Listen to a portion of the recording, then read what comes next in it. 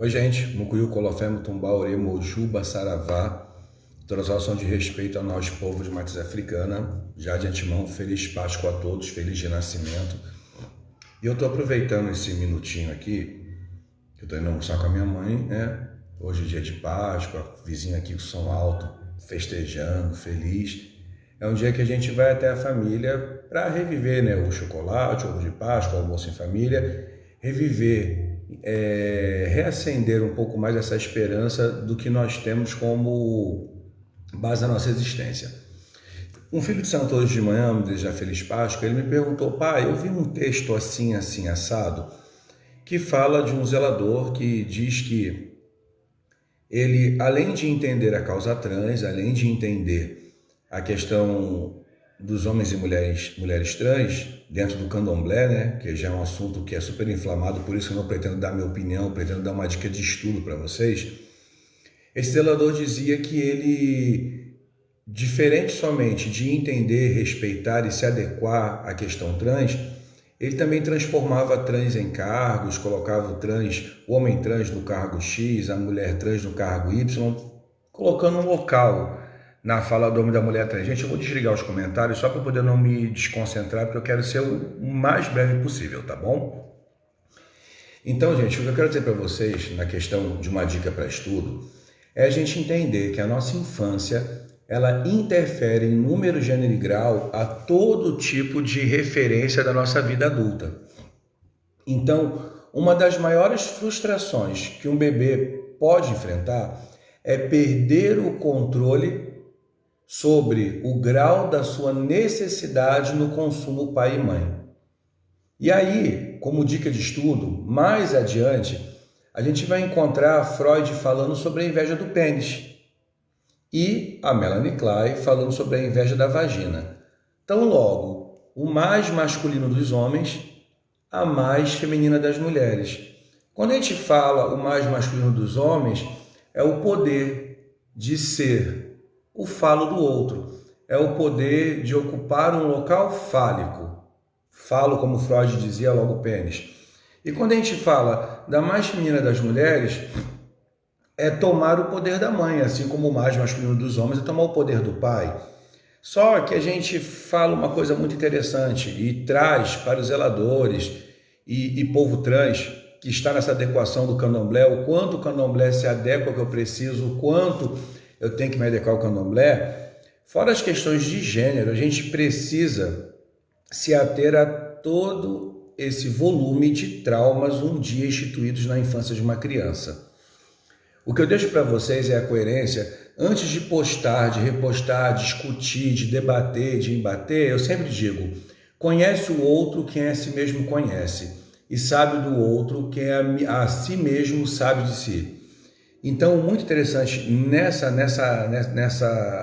nesse local de fala, nesse viés que está se construindo com a questão da posição do homem trans, da mulher trans do candomblé, e como o candomblé dogmático aceita isso, é pensar que, dentre a inveja do pênis e a inveja da vagina, e eu não estou falando isso dizendo que o trans tem inveja do pênis e a mulher trans tem inveja da vagina, a gente vai falar que todos nós fomos, e ainda alguns continuam sendo crianças emocionais feridas. E dentro de uma criança emocional ferida, o pior sentimento que habita é a angústia. A angústia como um sentimento de tirania que castra e potencializa o ser. A gente sempre diz muito da questão do superego, que ele é formado por pais e mães. Muito do que somos e fazemos é referência do nosso superego.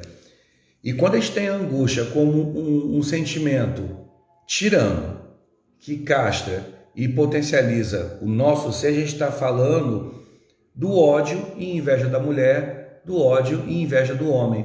De nós, quanto a crianças, termos instituído o ódio e inveja da posição de poder que aquele ser masculino ou feminino representava. Portanto, a gente tem que abrir o nosso olho nesse viés e começar a entender que entre esses debates, discussões, eu mesmo já passei por várias alfinetadas quando eu quis trazer esse assunto a um viés de pensamento, é a gente pensar que, indiferente à questão do gênero escolhido e vivido, nós temos inúmeras questões mais lá dentro, internalizadas, muito mais profundas dentro do nosso inconsciente, e até mesmo dentro do nosso inconsciente coletivo, já diz Jung, que fala dessa angústia como um sentimento tirano que castra e impotencializa o nosso ser. Então, às vezes, quando eu vejo um homem trans discutindo com o pai de santo, dizendo que ele quer ser Ogã, o quanto que aquele pai de santo não está sendo um objeto para ele deslocar a raiva que ele teve do pai, da inveja e do ódio do pai. Quando eu vejo uma mulher trans discutindo com uma Eked, dizendo que ela ocupa o mesmo local que ela, porque ela também é mulher, e a questão do sentimento é indiscutível, o quanto que essa mulher trans não está colocando aquela Eked no local de uma mãe, usando aí da inveja e do poder feminino. Na grande verdade, todos nós queremos ser objeto de adoração do outro. E Lacan já diz que nós somos seres faltantes e desejantes do desejo do outro, e que minimamente o desejo do outro seja a minha pessoa. Então, nesses inúmeros embates, debates, brigas e discussões, eu me pergunto o quanto realmente é achar o local do homem e da mulher trans, porque não existe local a ser achado. Existe uma posição a ser respeitada e uma interpretação que a gente está falando de essência, ser. É o meu caso.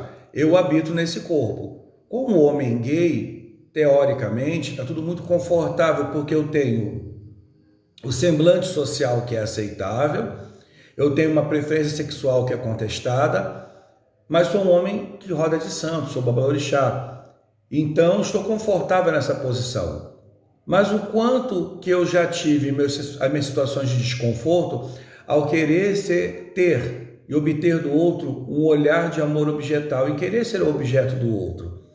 Então, indiferente à questão de gênero, homens gays, mulheres lésbicas, homens mais femininos, mulheres mais masculinizadas, a questão do homem trans e da mulher trans, o que vale muito a pena é qualquer zelador ou qualquer neófito, qualquer legum, estudar sobre a inveja do pênis e a inveja da vagina. O Saulo Durso tem um canal que fala sobre a psicanálise e ele tem lá o Édipo do Zero, um curso que foi feito sobre o livro do Násio, e tem lá o Melanie Klein do Zero. E nesses dois cursos você encontra ali um prefácio sobre a inveja do pênis, sobre a visão de Freud, de tudo que Freud trouxe para a gente, nos ensinou, e a inveja da vagina, que é o que Melanie Klein conseguiu constituir.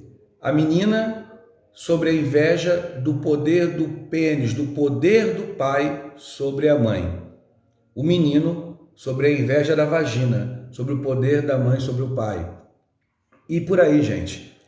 Através do estudo, a gente consegue constituir que a gente não está falando que cada um deve ser ou não ser, ou impedindo cada um sobre sua vontade e desejo. O que a gente precisa parar, estudar e entender é que se nesse exato momento, mulheres e homens trans que estão se adequando ao candomblé ou trazendo o candomblé como uma adequação religiosa, porque é um relacionamento, é um casamento, o quanto da nossa fala interna, o quanto do superego que nós fomos criados, desse superego cuja qual foi formada a nossa intenção de fala, o quanto de tudo isso vem como um reviver, um espetáculo de frustração. E dentro da minha fantasia, onde lá papai e mamãe me castraram, onde papai e mamãe me frustraram, o quanto que eu estou trazendo para outros semblantes ou para outros objetos o deslocamento do meu sentimento desconfortável, porque tudo parte disso. Quando a gente fala de toda essa discussão, a gente tem que falar de um equilíbrio de psiquismo muito grandioso. E religião não coordena psiquismo. Religião, Bori, Obi, não transforma psiquismo. Então, eu não venho aqui deixar minha opinião sobre se uma mulher trans pode ser Eked ou se um homem trans pode ser Ogã. Eu só venho deixar um adendo que vale a pena pensar o quanto, dentro dessa luta de adequação e inclusão, onde você, homem e mulher trans, busca ser o objeto reconhecido, se não está na latência, dentro do seu interior, se na sua latência não nasce um pouco dessas frustrações emocionais, porque eu tenho visto inúmeras discussões, embates, barulho mesmo, gente, do não, sou homem, logo como homem, pertenço a esse clã, quero ser reconhecido, e a gente volta muito no que o Lacan falou sobre as ideias do Freud, eu busco ser o objeto de desejo do outro, e minimamente, se o outro não olha para a minha pessoa, para onde ele está olhando? Então eu quero ser o que o outro está olhando, para minimamente ser desejado pelo outro, e quando o outro não me deseja, isso me frustra, me castra e me potencializa. Quando a gente fala de potência, já existe uma grande potência na geração LGBTQIA+, sobre um local de fala, sobre uma adequação. Então não estou aqui para militar, para defender, para discutir, porque você toca num assunto que é extremamente inflamado, e esse assunto, ao invés de gerar pensamento bom, boa coerência, esse assunto gera discussão, briga, assimesmamento e inflamações. Então, vale a pena, gente, quem é religioso, estudar sobre a inveja do pênis, estudar sobre a inveja da vagina e estudar como isso traz o sentimento de angústia, esse vazio que existe, que não tem nome, essa angústia, sobre a visão ou sobre, minimamente, o local da fantasia. Eu fantasio que eu sou grande, forte, poderoso, gigantesco. É minha fantasia. É o fantasma que me assombra. E se esse fantasma me assombra, o porquê ele assombra e de onde ele vem. Então, antes de ver alguns textos, antes de apoiar ou tirar o apoio de alguém, antes de criticar ou apoiar ou debater ou discutir, passe por esses textos, dê uma olhadinha, tem muito comentador interessante no YouTube e veja que a angústia, como um sentimento de tirania que castra e potencializa o ser, entendeu? Ele está totalmente embasado no ódio e inveja de um superego construído e formado no sentimento de vingança. Então eu preciso me vingar do meu pai que tirou de mim o poder. Hoje eu discuto com o professor, com o político, com o policial, com o pai de santo, com o Ogã, com o tio João da mercearia. Poxa, meu superego formado na vingança, nesse ódio e inveja da mulher, faz com que eu discuta com a Elorixá, com a Eked, com a Ebome, com a minha mais velha, com quem quer que seja. Então, antes da gente pensar em gênero, vamos pensar nesse movimento de frustração interna que ainda não é curado e aproveitar esse sentimento da Páscoa para nos libertar, para que a gente possa renascer. E renascendo e em rumo à luz. Aluno é aquele que não possui a luz. Então estão todos aprendizados na face da terra. A grande questão é se aprendo o que é necessário para conviver longe de uma guerra instituída ao outro, porque o outro nunca é responsável pelo que sinto. O que sinto é meu. Eu já falei um tempo atrás no canal sobre a questão do eu pega que é seu. E minimamente, não cabe a nós o movimento de projeção, projetar no outro o que eu acho que ele deveria ser, como ele deveria agir, porque quando eu faço isso, eu entro no movimento do narcisismo. Quando tudo diferente de mim tem que acompanhar a minha forma de ser, minha forma de sentir, minha forma de pensar, eu quero transformar o mundo num bando de mini-eu. E mini-eu, lembra, eu grande adulto, mini-eu, eu criança. O quanto que a minha criança emocional ferida está latente, interiorizada. Então busque a cura primeiro das suas frustrações, busque o entender que todos passam pelo que todo mundo está passando e que ninguém sofre mais ou menos que o outro, que é uma posição vitimista, achar que meu sofrimento é maior que o outro. E minimamente uma posição narcísica quando eu espero que o outro seja da forma, tamanho, número e gênero que eu sou. E primordialmente, não leve para o candomblé, para a umbanda, para a jurema, para qualquer religião que seja de base espiritualista, a necessidade de legitimar a sua existência, reviver o seu conforto edípico, quando você sequer ainda resolveu esses transtornos e traumas que estão com você. Por isso, gente, psicanálise 100%, vale a pena ir para a análise, levar esse material, contextualizar e deixar para o espiritual somente o que é do espiritual. O espiritual é essência, essência é alma, mas alma e essência me lembra um pouco desse mundo fantasmagórico que nós vivemos, buscando a maior fatia de prazeres e a menor fatia de descontentamentos. Até mesmo quando eu estou certo, eu tenho que pensar que a posição do outro que me ataca pode ser o certo que ele aprendeu, ou pode ser o certo que minimamente foi formado pelo seu superego. No demais, ótima Páscoa e vamos estudar. Tem muito comentário interessante. Os vídeos do Saulo estão muito interessantes quanto à questão da inveja do pênis e a inveja da vagina. E se vocês assistirem o vídeo e lerem, tem muito PDF desses dois livros, vocês vão poder entender que muito da discussão e do aborrecimento da mulher trans, do homem trans de frente ao candomblé, vai muito além de querer que o candomblé os tornem como objeto desejado de pertencimento. Vai muito mais na frustração infantil e do reviver dessas frustrações. Mas não estou aqui para colocar a minha opinião.